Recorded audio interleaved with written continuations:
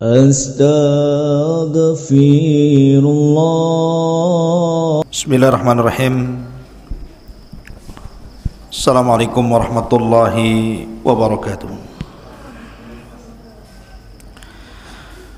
Alhamdulillah wassalatu wassalamu ala Rasulillah wa ala alihi wa sahbihi wa mawalah wa la hawla wa la quwata illa billahi wa ba'du.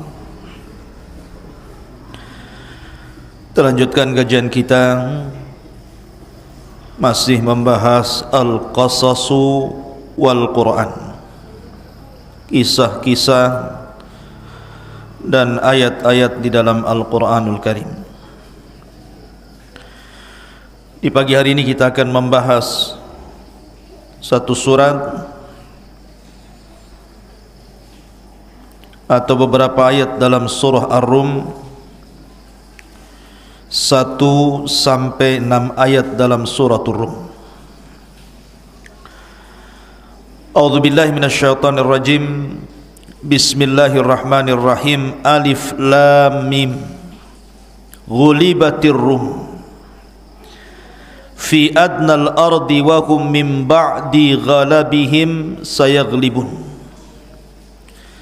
fi bid'i sinin lillahil amru min qablu wa min ba'du wa yawma idhi yafrahul mu'minun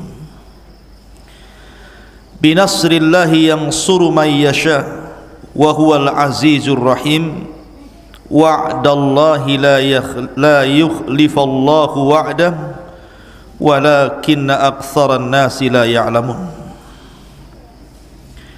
Alif lam mim. Bangsa Romawi telah dikalahkan di negeri yang terdekat, dan mereka setelah kekalahannya itu kemudian Allah menangkan.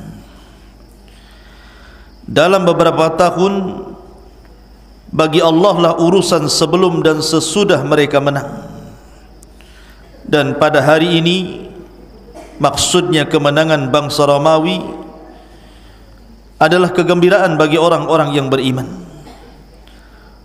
Tentu karena pertolongan Allah, Dia menolong siapapun yang dikehendakinya, dan Dia maha perkasa lagi maha penyayang.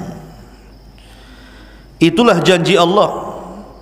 Allah tidak akan menyalahi janjinya, akan tetapi kebanyakan manusia tidak mengetahuinya.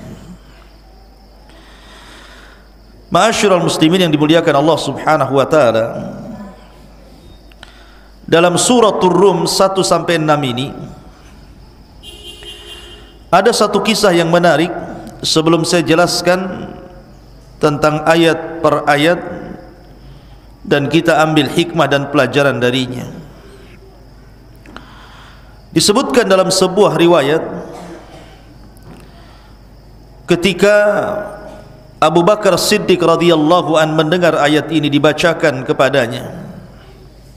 Dan anda tahu bahwa Abu Bakar Siddiq adalah orang yang sangat yakin dengan ajaran Rasul. Seluruh sahabat Nabi SAW masuk Islam dalam keraguan kecuali Abu Bakar. Tidak ada keraguan sama sekali kepada Nabi SAW. Diajak langsung masuk Islam. Lah ketika mendengar surah ini, surah Ar-Rum 1 sampai 6 ini, bahwa orang-orang Romawi setelah terkalahkan dari Persia dalam beberapa tahun ke depan, Allah akan memberikan pertolongan dan mampu mengalahkan kembali orang-orang Persia. Jadi begini ikhwan, di zaman Nabi SAW sebelum hijrah dari Mekah ke Madinah, negara yang paling kuat saat itu adalah Romawi dan juga Persia. Romawi dipimpin rajanya Kaisar, dan Persia dipimpin rajanya Kisra. Itu istilah Kisra bagi raja Persia dan Kaisar bagi raja Romawi. Sama dengan Tuba bagi raja Yaman, Fir'aun bagi raja Mesir. Jadi di negara Persia dan Romawi ini Dua negara ini selalu perang di zaman itu, sampai akhirnya kemudian Allah takdirkan Persia mampu mengalahkan Romawi, dan Persia agamanya menyembah berhala, Majusi, sementara Romawi ahlu kitab, mereka adalah orang-orang Nasrani. Lah orang-orang musyrik Arab dan juga Nabi SAW dan para sahabatnya mendapatkan kabar tentang perang atau akan perangnya dua negara kuat ketika itu. Lah orang-orang Arab musyrik itu cenderung mendukung orang-orang Persia, tetapi Rasul dan para sahabat cenderung mendukung orang-orang Romawi. Kenapa? Karena orang-orang musyrik Arab mereka menyembah berhala, satu madhab dengan orang Persia yang menyembah berhala juga.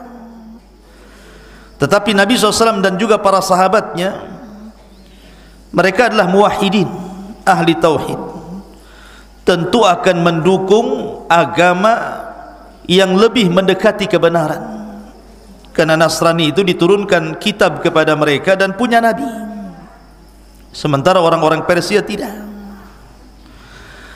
Lah ketika mendengar kemudian kedua negara ini perang, rupanya Allah takdirkan orang-orang Romawi kalah. Siapa yang senang di sini? Orang-orang musyrik senang. Sehingga dengan bangganya orang-orang musyrik mengatakan kepada orang-orang yang beriman, yang ketika itu mereka berkata kepada Abu Bakar Siddiq radhiyallahu anhu dan mengatakan, lihat sahabat-sahabat kami yang satu madhab dengan kami, Persia mampu mengalahkan negara yang kalian dukung, Romawi, katanya. Maknanya bahwa kebenaran ada di pihak kami. Lah sebentar lagi kami pun akan menghabisi kalian. Maka Abu Bakar Siddiq radhiyallahu anhu mendengar ucapan mereka, datang kepada Rasulullah, kemudian menceritakan tentang apa yang dikatakan orang-orang musyrik kepada mereka atau kepada orang-orang yang beriman. Maka turunlah ayat ghulibatir rum fi adnal ardi wa hum min ba'di ghalabihim sayaglibun fi bid'is sinin, bahwa bangsa Romawi telah dikalahkan di negeri yang terdekat dari negeri Arab, maksudnya Syam, dan mereka setelah kekalahan itu kelak akan mendapatkan kemenangan dalam beberapa tahun yang akan datang. Karena bid'is sinin, bid'un dalam bahasa Arab itu antara 1 sampai 9. Seolah-olah Allah ingin katakan beberapa tahun antara 1 sampai 9 tahun ke depan justru kekalahan akan terjadi kepada Persia. Maka Abu Bakar Siddiq radhiyallahu semangat mendengar wahyu yang diwahyukan kepada Nabi SAW bahwa Romawi akan kembali mengalahkan Persia. Akhirnya kemudian Abu Bakar pun membacakan ayat ini di hadapan orang-orang musyrik. Lah ketika itu Abu Bakar Siddiq radhiyallahu an berjumpa dengan orang musyrik namanya Ubay ibn Khalaf. Ubay ibn Khalaf kemudian membacakan ayat ini kepada Ubay bin Khalaf ini. Kata Ubay bin Khalaf, mustahil orang Romawi mampu mengalahkan Persia. Kalau memang dalam beberapa tahun ke depan Persia bisa dikalahkan Romawi, bagaimana kalau kita taruhan? Ketika itu belum ada pengharaman judi. Maka diterimalah tantangan taruhan oleh Abu Bakar Siddiq radhiyallahu an. Akhirnya keduanya taruhan dengan puluhan ekor unta. Kalau seandainya dalam beberapa tahun ini Romawi mengalahkan Persia, maka unta ini milik saya, kata Abu Bakar. Tapi kalau seandainya kebalikannya, maka unta milik kalian. Maka dibuatlah perjanjian taruhan ini sampai 6 tahun. Rupanya sudah lewat 6 tahun, Allah takdirkan belum ada kemenangan. Tetap saja Persia di atas Romawi. Akhirnya kemudian orang-orang musyrik datang kepada Abu Bakar hendak mengambil taruhannya. Maka Abu Bakar Siddiq radhiyallahu anhu ketika itu datang kepada Rasul. Tetapi Nabi SAW mengatakan, wahai Abu Bakar, bagaimana kalau seandainya taruhan itu kau perpanjang lagi? Karena sebentar lagi Allah akan menangkan orang Romawi dari orang-orang Persia. Maka Abu Bakar pun kembali menemui Ubay ibn Khalaf, minta diperpanjang taruhannya dan minta ditinggikan lagi taruhannya. Kalau seandainya tadinya 50 ekor unta, kita buat 100 ekor unta, tapi berikan tangguhan beberapa tahun ke depan. Akhirnya disetujui oleh Ubay bin Khalaf, taruhan makin besar, kemudian ditangguhkan beberapa tahun yang akan datang. Subhanallah, Allah subhanahu wa ta'ala takdirkan ketika itu kaum muslimin diizinkan hijrah dari Mekah ke Madinah. Lah Ubay bin Khalaf ini takut kalau seandainya Abu Bakar ikut hijrah bersama Rasul, tidak membayar taruhannya. Maka Ubay bin Khalaf kemudian meminta kepada Abu Bakar jaminan, kalau engkau pergi dari Mekah ke Madinah kemudian betul-betul rupanya Persia tidak dikalahkan Romawi, bagaimana taruhanku? Maka Abu Bakar Siddiq radhiyallahu anhu akhirnya menjamin dengan membiarkan putranya Abdullah ibn Abi Bakar tidak ikut hijrah sebagai jaminannya. Akhirnya disepakati, Abu Bakar pun hijrah bersama Nabi sallallahu alaihi wasallam ke kota Madinah. Lah bertepatan di kota Madinah 2 tahun setelah Rasul menetap di Madinah, terjadi perang Badar. Dan di perang inilah Allah subhanahu wa ta'ala menangkan kaum muslimin bertepatan dengan penyerangan Romawi kepada Persia, dan Allah menangkan Romawi. 2 kemenangan di sini. Orang-orang Islam menang dalam Badar dan orang-orang Romawi menang melawan Persia. Dari sini Allah subhanahu wa ta'ala berfirman, wa yauma idzin yafrahul mu'minun binasrillahi yansuru man yasha. Dan pada hari ini terjadi kemenangan sehingga orang-orang yang beriman berbahagia karena pertolongan Allah, dia menolong siapapun yang dikehendakinya. Jadi kaum muslimin mendapatkan kebahagiaan 2. Pertama menang di Badar, kemudian mendapatkan kabar gembira bahwa orang-orang Romawi mengalahkan orang-orang Persia. Lah Allah takdirkan Ubay ibn Khalaf ini terlibat dalam perang Uhud. Kemudian dia terluka, kemudian dia meninggal dalam pasukan orang-orang musyrik. Akhirnya Nabi SAW memerintahkan Abu Bakar untuk mengambil taruhan Ubay bin Khalaf dari harta warisannya. Diambillah kemudian taruhan itu oleh Abu Bakar Siddiq radhiyallahu an, dan Nabi SAW mengatakan, bersedekahlah dengan taruhan itu. Baru setelah itu turun ayat tentang haramnya perjudian, tidak boleh lagi setelah peristiwa ini. Ma'asyiral muslimin yang dimuliakan Allah azza wa jalla, itu cerita yang berkaitan dengan surah Rum ini. Pertanyaannya ikhwatu fiddin, dalam Al-Quran kenapa Allah subhanahu wa ta'ala memberi nama surat itu dengan surah Rum, surat Romawi? Rum kan suratul Rum. Siapa Rum ini sebenarnya? Dan kenapa pula Allah subhanahu wa ta'ala memberi nama surat itu dengan suratul Rum? Ma'asyiral muslimin yang dimuliakan Allah azza wa jalla, pertama kita akan kenal dulu siapa Rum itu, siapa bangsa Romawi itu. Ibrahim alaihi salatu wassalam memiliki banyak anak, yang paling masyhur 2. Satu Ismail dari keturunan Hajar, dan 2 Ishak dari keturunan Sarah. Dari Ishak inilah lahir 2 putra. Satu Ya'qub ibn Ishak, yang kemudian dikenal dengan Israel, dan turunannya disebut Bani Israel. Kemudian yang kedua, Nabi Ya'qub juga punya putra namanya Ish ibn Ya'qub. Lah Ish ibn Ya'qub inilah kemudian disebut Asfar, maka turunannya disebut Bani Asfar, atau disebut juga dengan Romawi. Jadi Bani Israel dengan bangsa Romawi itu sebenarnya bersaudara, karena semuanya turunan daripada Ishak.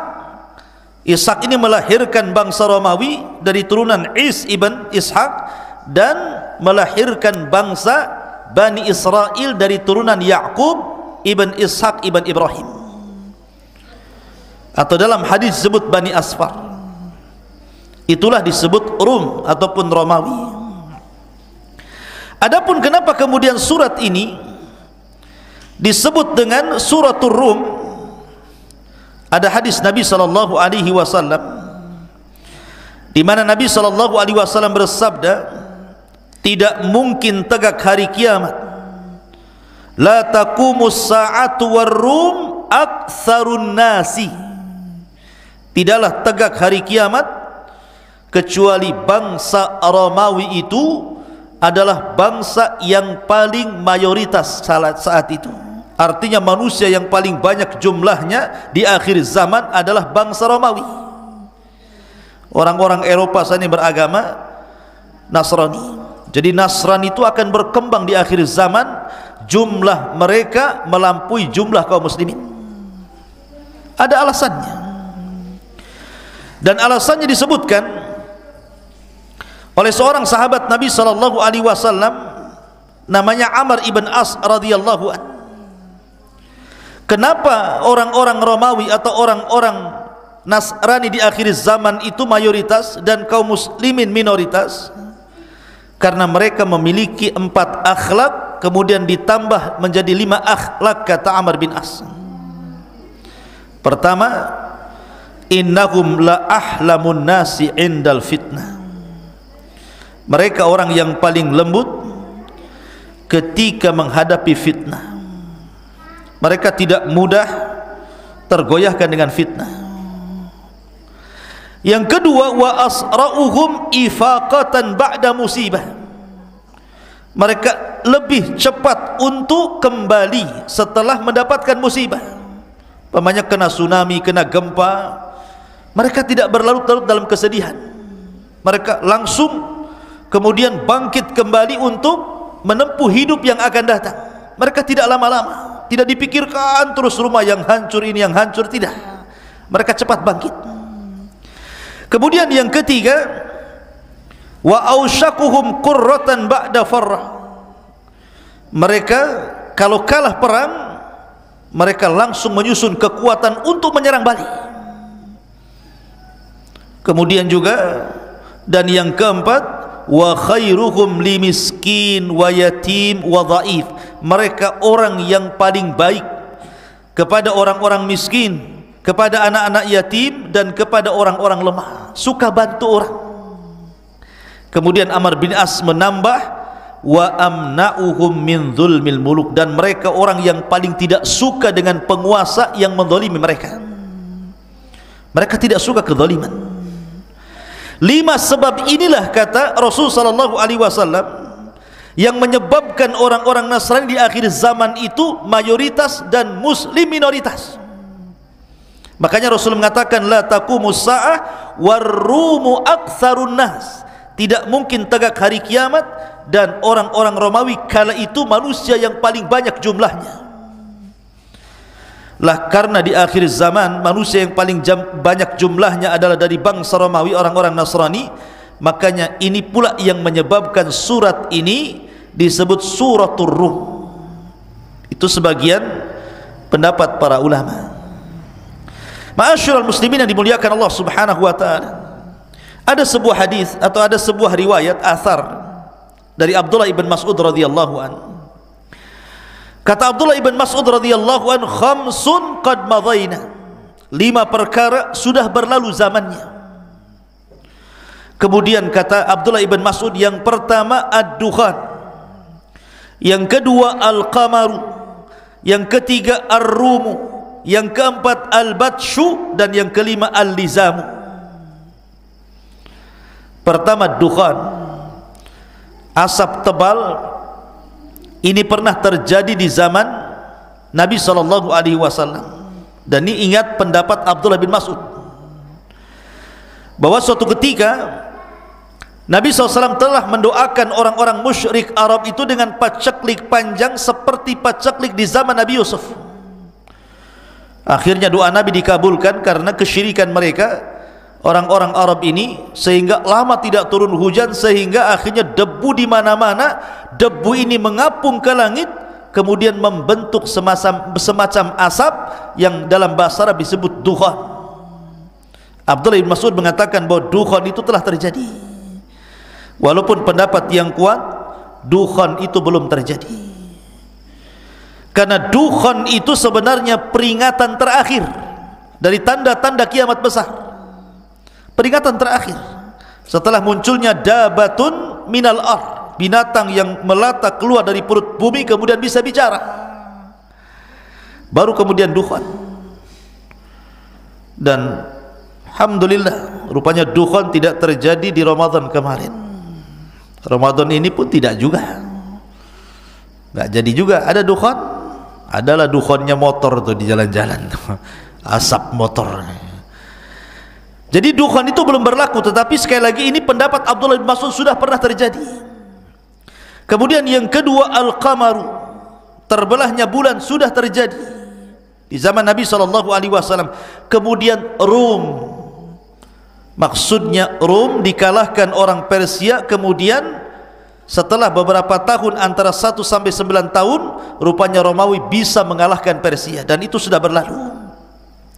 Adapun al-batsyat wal lizam ini bicara tentang perang Badar, kemenangan dalam perang Badar dan kehinaan bagi orang-orang musyrik yang berperang dalam Badar, dan itu sudah berlalu. Maka dari sini Abdullah bin Mas'ud radhiyallahu anhu menyebutkan bahwa khamsun qad madaina, 5 perkara sudah lewat zamannya.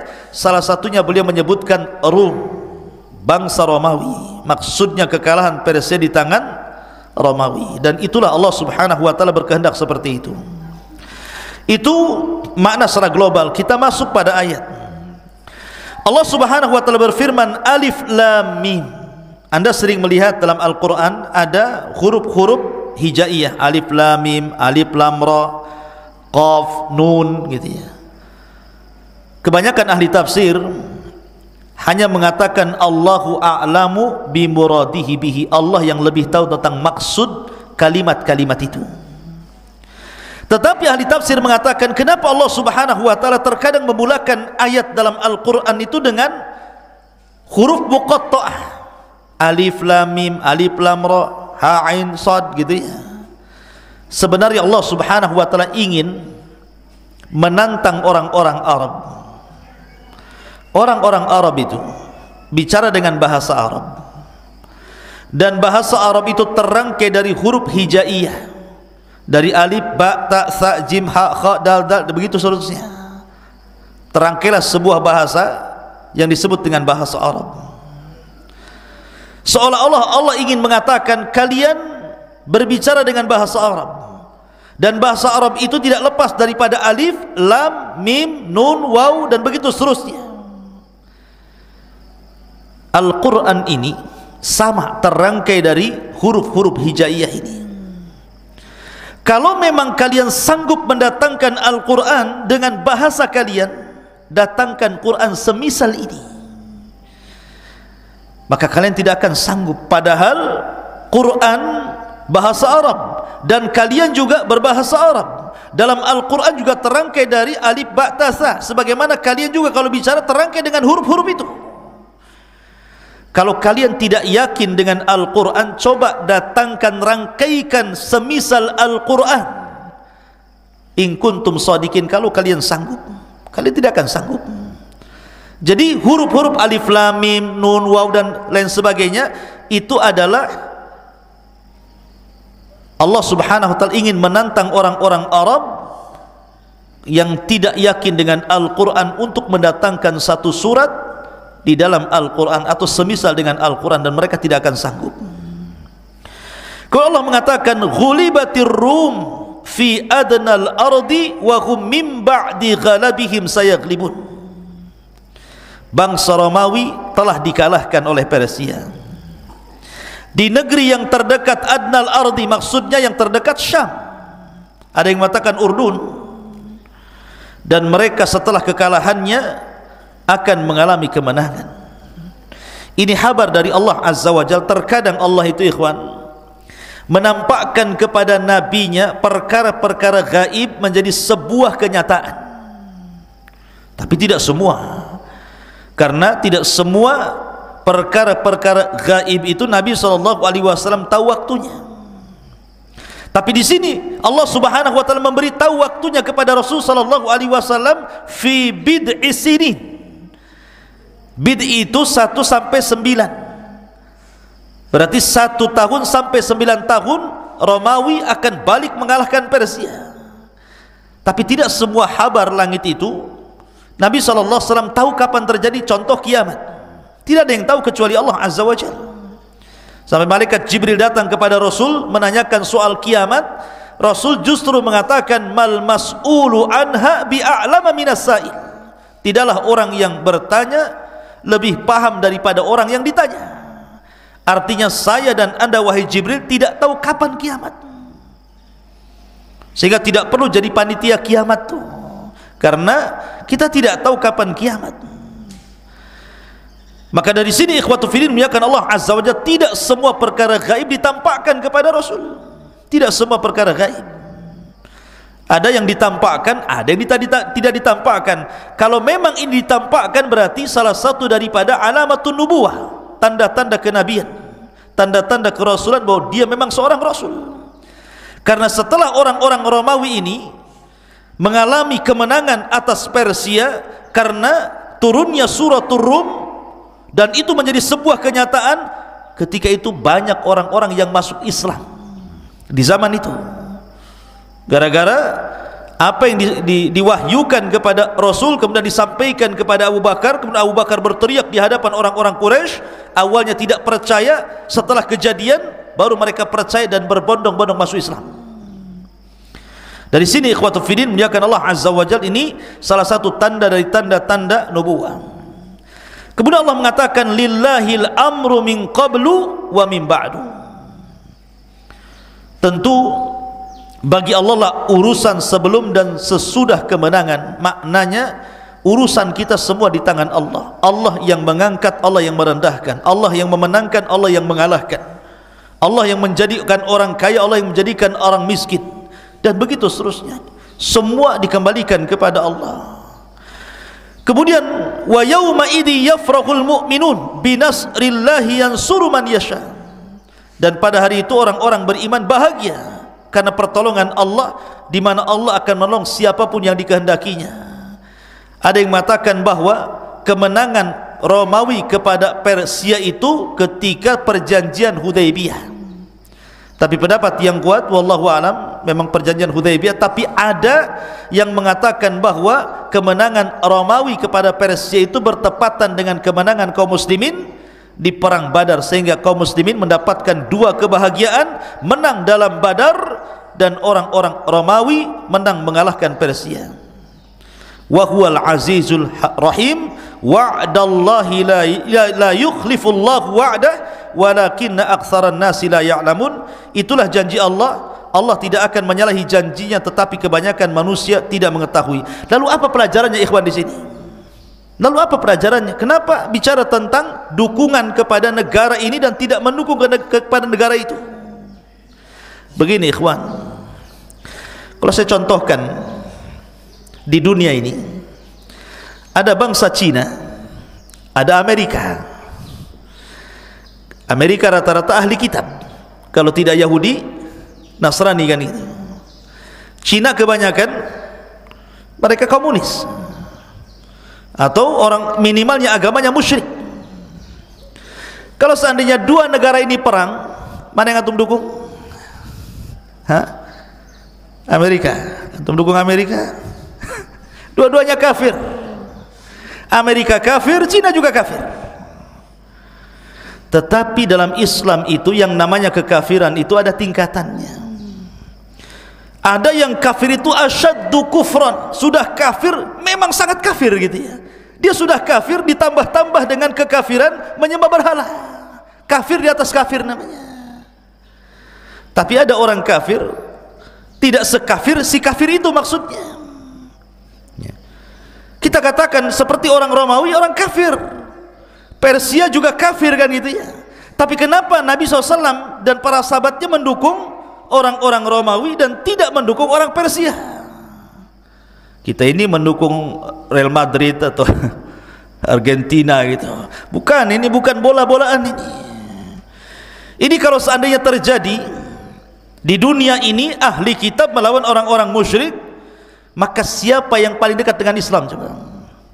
Mereka yang memiliki kitab, yang diutus kepada mereka Rasul. Walaupun mereka menyimpang, karena bagaimanapun Nasrani di zaman dulu lain dengan Nasrani di zaman sekarang, sama dengan Yahudi di zaman dulu lain dengan Yahudi di zaman sekarang. Tapi minimalnya ada urutan sejarah ke atas bahwa kakek buyut mereka pernah di atas kebenaran dengan diutusnya seorang Rasul, seorang Nabi, dan diturunkan kepada mereka kitab. Berbeda dengan orang-orang Majusi yang tidak ada Nabi, tidak ada kitab, mereka menyembah berhala, menyembah api dan yang semacamnya. Nah, jadi di sini faedahnya di situ bahwa kekafiran itu bertingkat-tingkat, tidak semua sama, walaupun al-kufru millatun wahid. Kekufuran itu satu agama, tetapi sebenarnya ada tingkatan-tingkatan di sini. Wallahu a'lam. Ini di antara faedah yang bisa kita petik dari suratul Rum. Subhanakallah bihamdika asyhadu an la ilaha illa anta astaghfiruka wa atubu ilaik. Allahu ta'ala. Assalamualaikum warahmatullahi wabarakatuh.